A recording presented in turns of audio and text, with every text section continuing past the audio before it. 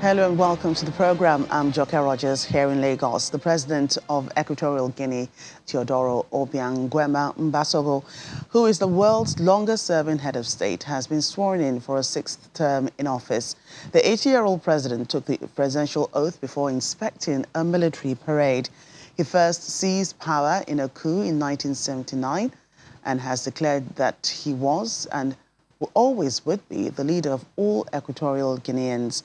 However, critics say elections since then have been rigged, with the opposition largely prevented from taking part and the media controlled by the government and its allies.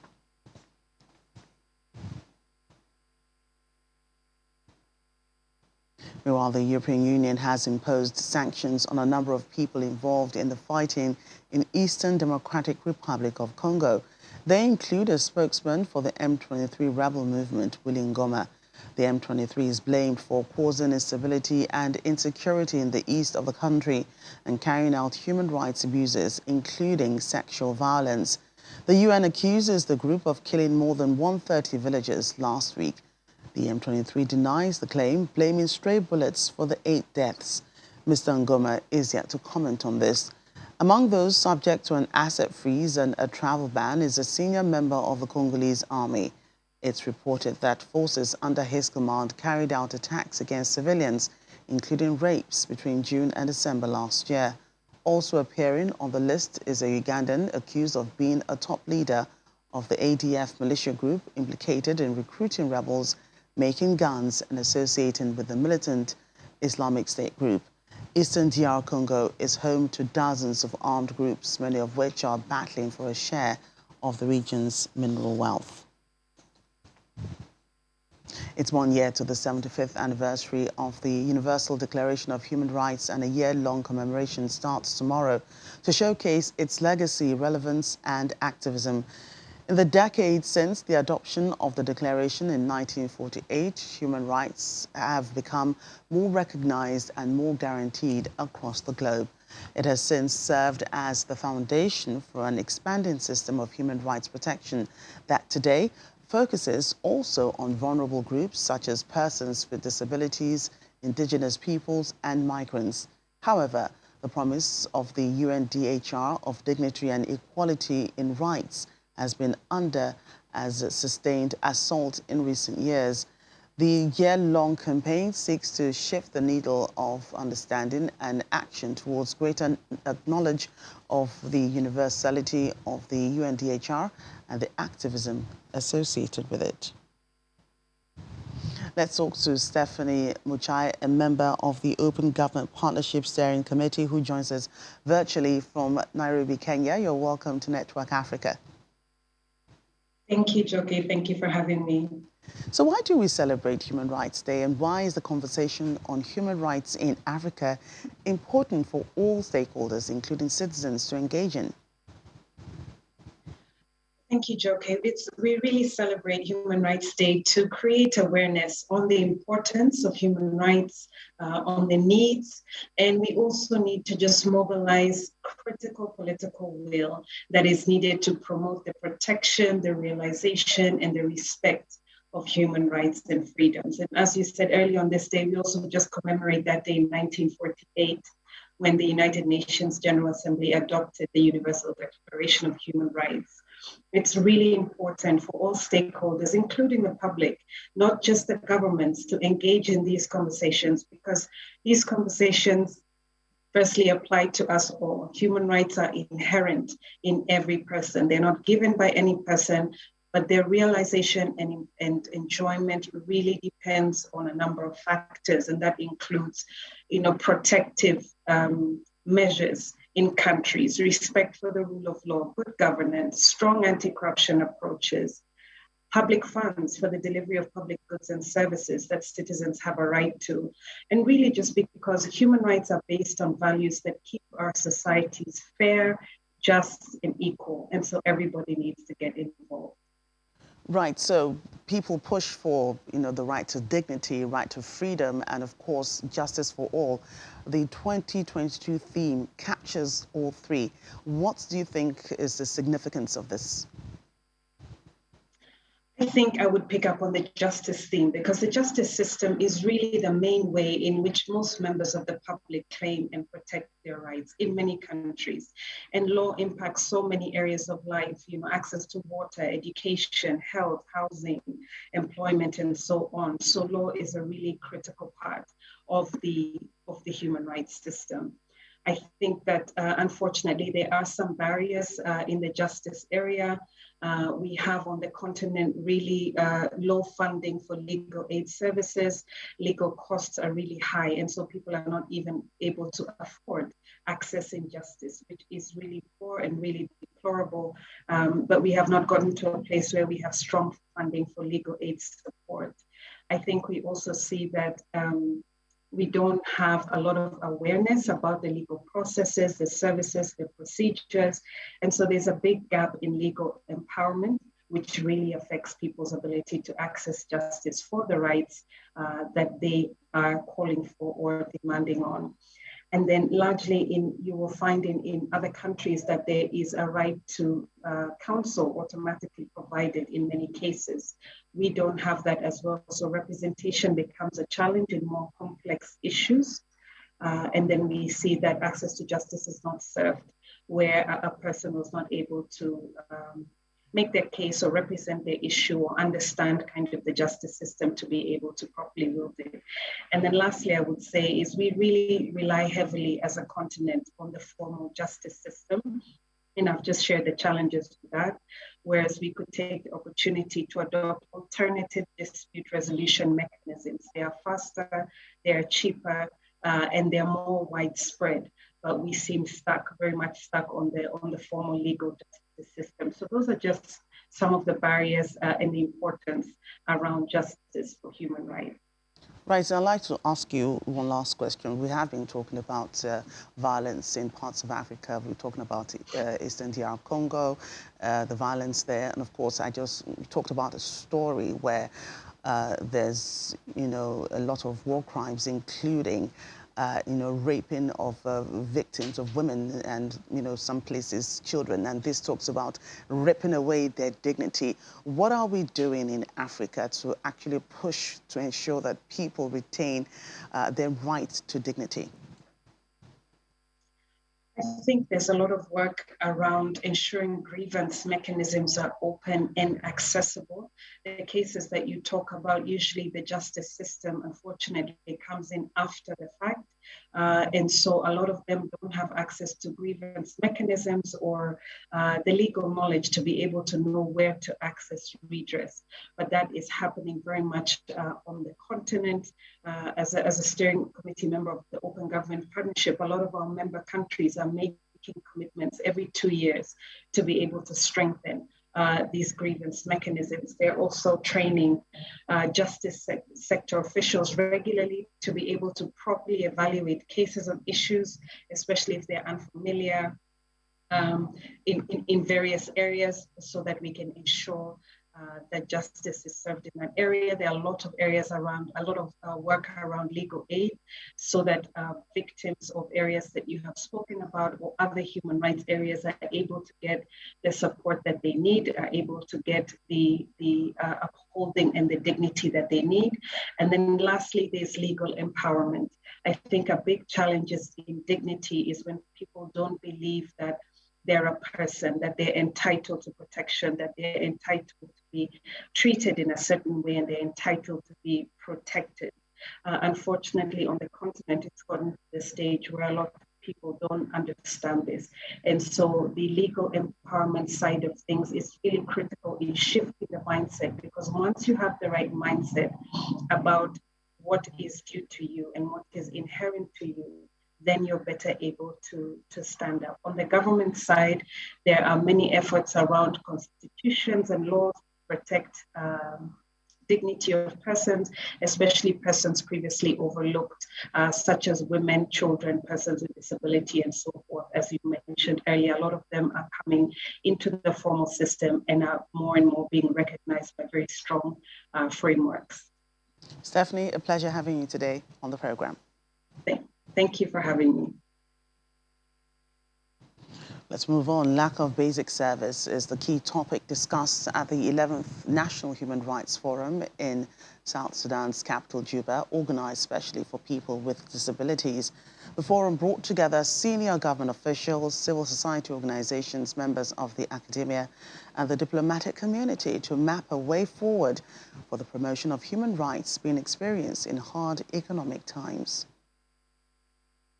Specific group of our society, particularly rights of women. A participant at a recent human rights forum held in South Sudan's capital, Juba, raises to his feet to express his views about the lack of basic services.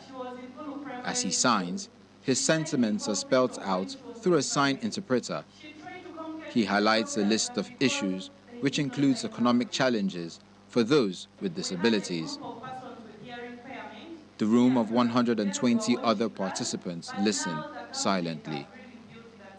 In his opening remarks, top human rights official from the United Nations mission in South Sudan, Musa Gassama, called on the government to increase the access of basic services for people.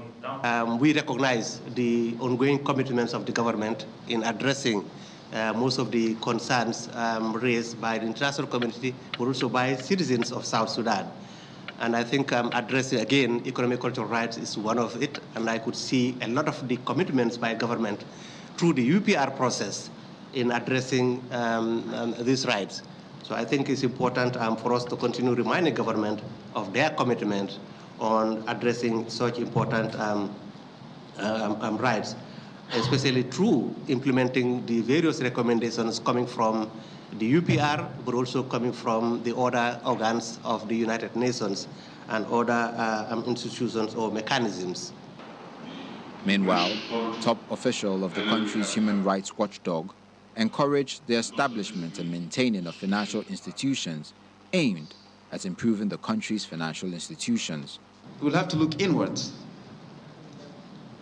as a people and make sure that we can link the documents that the government has signed voluntarily and link this to the economic situation that we have. And there is 3 fundamental documents that we need to look at. One is the Millennium Development Goals. 2 is the Africa Agenda 2063. And 3 is the peace agreement itself. Our African Union ambassador talked of chapter 4 of the agreement, but the missing link in that is the institutions that are inherently built into the agreement to fulfill and realize the things provided for under chapter 4.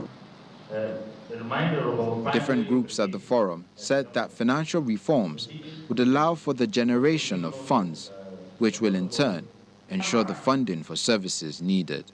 The government has to have a strong political will, in making things look better than they have been, Now, I think we have issues of non-oil revenue collection. If this money is properly collected, there will be money. There will be, funds, both for the salaries and then services, basic services, the people. And then there should be also reforms in the area of oil industry. Oil proceeds should be properly managed. As the South Sudan Human Rights Forum continues to dialogue with different interlocutors with an aim of promoting the protection of human rights in the country, it is hoped that human rights concerns it flags to the government will impact positively on the lives of every citizen, be they disabled or not. Thank you. Welcome back. The head of the United Nations Integrated Transition Assistance Mission in Sudan, Volker Perthes, has said that the military leadership and a broad range of civilian actors signed up to a political framework agreement to lay the ground for a final political accord and the formation of a new civilian government leading the country towards recovery and democratic elections. Addressing the Security Council yesterday on the situation in Sudan, he commended the Sudanese who have taken the courageous step of agreeing and on signing up the political framework agreement 2 days ago. The Transition Assistant Chief says concerted advocacy from the international community is also needed to encourage constructive positions from those who are not or do not want to be part of the process or do not want to be a part of that process yet. 5 December, the military leadership and a broad range of civilian actors signed up to a political framework agreement. It is supposed to lay the ground after a further round of talks on substance for a final political accord and the formation of a new civilian government leading the country towards recovery, democratic elections, and this over a 2-year transition. Across Sudan, more than 260,000 people have been displaced due to conflict since the beginning of the year. These are man-made, human-made catastrophes, often caused by disputes over access to resources and seemingly exacerbated by political manipulation in more than a few cases. And all this is compounding natural disasters and growing humanitarian needs. Humanitarian partners estimate that about 15.8 million people, that's a third of the population, will need humanitarian assistance in 2023. This is an increase of 1.5 million compared to 2022, the biggest in a decade. This year, in 2022, the number of flood-affected people surpassed that of last year and reached 349,000 across the country. Chinese President Xi Jinping has met with the Egyptian President Abdel Fattah el-Sisi in Riyadh. At the meeting, President Xi underscored that China firmly supports Egypt in choosing a development path that suits its national conditions and in safeguarding national sovereignty, security and development interests.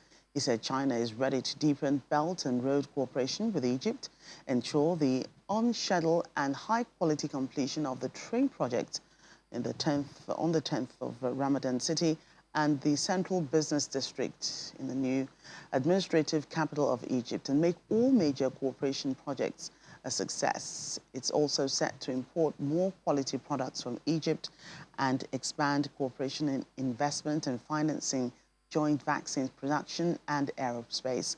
On his part, President Sisi extended heartfelt congratulations on the success of the recently held 20th CPC National Congress. He also indicated that he firmly adheres to the One China policy and firmly supports China's position on Hong Kong, Xinjiang and other issues concerning China's core interests, and firmly opposes interference by any force in China's internal affairs.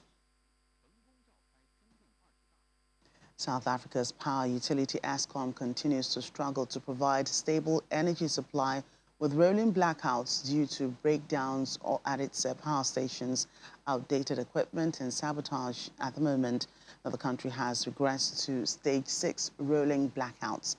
The country has also embarked on a just energy transition which aims to move away from coal-powered power stations to renewable energy. This has resulted in the Department of Mineral Resources and Energy opening bids to independent power producers under the Renewable Energy Independent Power Producer Procurement Program to supply cleaner energy. The department has signed 19 of the 25 projects from preferred bidders. Our correspondent Brian Pogani has more.